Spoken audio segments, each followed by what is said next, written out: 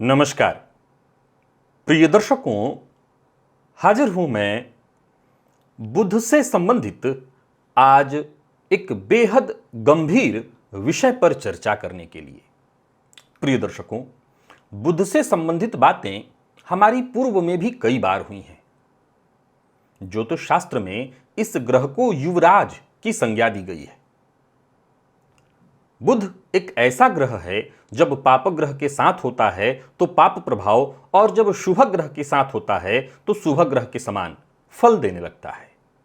बुध जब बलि ग्रह के साथ होता है तो उसको और बलवान करता है, और जब कमजोर ग्रह के साथ होता है तो उसको और कमजोर बना देता है। प्रिय दर्शकों, आध्यात्मिक दृष्टिकोण से देखें तो ज्योतिष शास्त्र ने बुध को विष्णु की संज्ञा दी है, यज्ञ की संज्ञा दी है। आज चर्चा जन्म कुंडली के 12वें भाव में बुध के प्रभाव को लेकर है।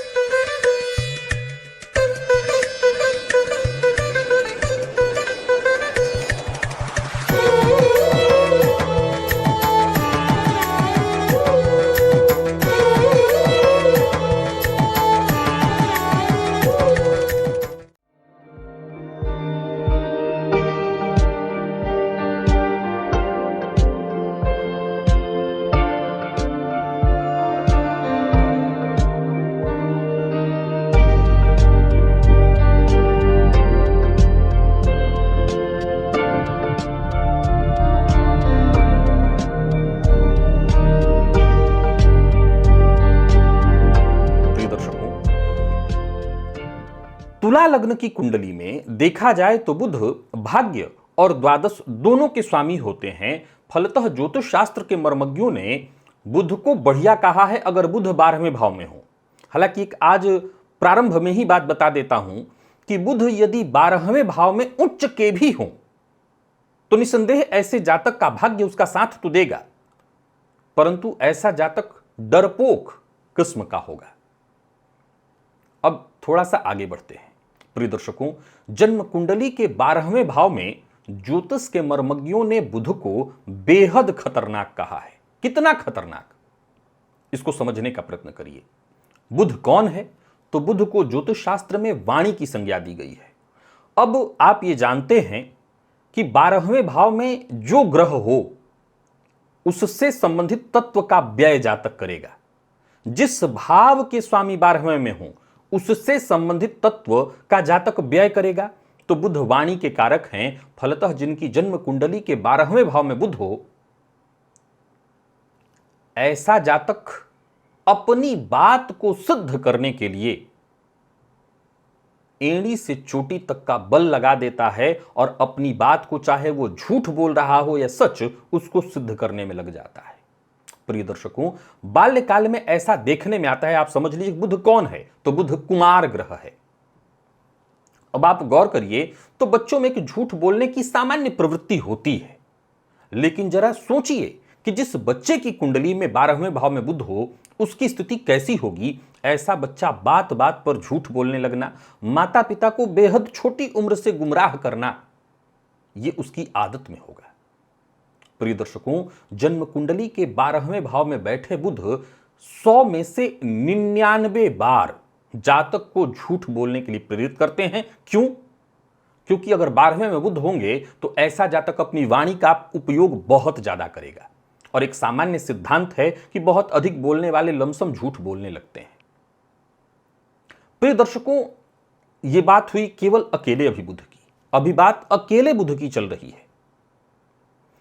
अब मान लिया जाए, अच्छा ये पहले जान लीजिए आप कि 12वें भाव में ऐसा है क्या। तो ऐसा पहले तो आप व्यय के हिसाब से जान लिए। दूसरा, जन्म कुंडली का जो 12वां भाव है, काल पुरुष की कुंडली के हिसाब से अगर आप देखें तो वहां मीन राशि होती है, और मीन राशि होने के कारण बुध वहां नीच के होते हैं। फलतः ये सारी कमियां बुध अगर स्वगृही भी हैं, उच्च के भी हैं, तब भी देखने में आती है। अब बारी आती है कि ऐसा बुध यदि शनि या राहु से दृष्ट हो, युक्त हो, तो फिर ऐसे जातक अत्यधिक मात्रा में झूठ बोलेंगे। इनको त्वचा जन्य रोग की शिकायत होगी। ये बेहद बातूनी प्रवृत्ति के होंगे। फलतः ऐसे जातकों के घर वालों की यह शिकायत आम हो जाएगी कि कोई भी काम इसको दे दो या तो उसको भूल जाता है, उसका ध्यान उससे हट जाता है। हां, एक बात है, ऐसा बुध यदि गुरु से युक्त या दृष्ट हो तब ये ठीक है, या यूं कहिए कि ये परेशानियां कम हैं। ये बात बहुत ध्यान से सुनिएगा कि यहां पर चर्चा चल रही है बुध के 12वें भाव में केवल और केवल दुष्प्रभाव उत्पन्न करने की। यहां गुरु एकमात्र ऐसे ग्रह हैं जो बुध से यदि संबंध बनाएं, चाहे वो युति या दृष्टि संबंध बनाएं, तो परेशानियां, कमियां जो मैंने गिनाई हैं वो कम होगी। अन्यथा ऐसा जातक अपने परिवार की इज्जत को मिट्टी में मिलाने में, खराब करने में कोई कोर कसर नहीं छोड़ेगा। प्रिय दर्शकों, जन्म कुंडली के 12वें भाव में बैठे बुध यदि शनि और राहु के साथ संबंध बना लें तो बस यूं समझ लीजिए ये कोढ़ में खाज की तरह होगा। ऐसे जातक का पूरा परिवार उससे सदैव परेशान रहेगा। ये तब होगा जब शनि और राहु का संबंध बन जाए। ऐसा जातक अपने मतलब के लिए बात को बदल देना, झूठ बोल देना, और कहीं ऐसे जातक को लगना तय है, क्योंकि गलत संगति तो मिली जाती है, ऐसे जातक को मांस और मदिरा का सेवन ये करने की अगर लत लग जाए तब तो फिर ऐसा जातक चोरी भी करने लगेगा। बिना विचारे ऐसा जातक कोई ऐसा कार्य कर देगा जिससे पूरा परिवार मुसीबत में आ जाए। और तो और ज्योतिष के मर्मज्ञ कहते हैं कि ऐसा जातक अगर कम उम्र में बिना विचार किए, बिना कुंडली का मिलापक किए अपनी मर्जी से विवाह कर ले, तब भी वो अपने पूरे परिवार को परेशानी में डालेगा और संभवतः उसके कारण पूरे परिवार को कोर्ट कचहरी का चक्कर अवश्य देखना पड़ेगा। प्रिय दर्शकों, गौर करिए तो मैंने बुध के 12वें भाव में होने के एक भी अच्छे फल आपको नहीं बताए, और इसके पीछे का कारण क्या है। प्रिय दर्शकों, जन्म कुंडली का जो 12वां भाव है वो व्यय भाव है, पृथकता का भाव है, दूरी के अर्थ में इस भाव को लिया गया है। अब बुध कैसा ग्रह है? तो बुध कुमार ग्रह है, बालक, उसके ऊपर रंग बहुत जल्दी चढ़ जाती है। अब ऐसा बुध जो कि स्वयं जाकर के विच्छेदात्मक भाव में बैठा हुआ है, अब वो जिस चीज का कारक होगा उसका वो व्यय करेगा।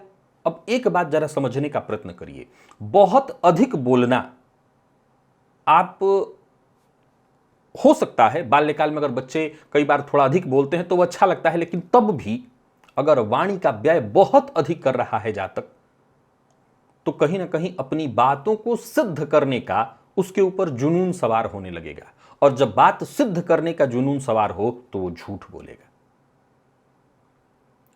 ऐसे जातकों को मैंने कई घरों में देखा है, ऐसे जातकों से उनकी पत्नियां, माता पिता बहुत हद तक परेशान रहते हैं। वो करते कुछ हैं, बोलते कुछ हैं। ऐसे जातकों का पूरा परिवार ही उनके कारण जूझता रहता है।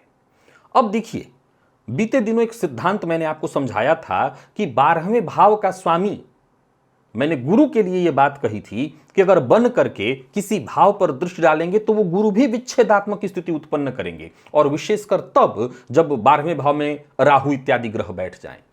प्रिय दर्शकों, बुध का 12वें भाव में राहु शनि से युक्त होना जातक को नपुंसकता की ओर भी ले जाएगा, ऐसे जातक को त्वचाजन्य रोग देगा, और ऐसा जातक जीवन काल में कोर्ट कचहरी का चक्कर भी अपनी गलत आदतों, बातों के कारण, बड़बोलेपन के कारण देखेगा।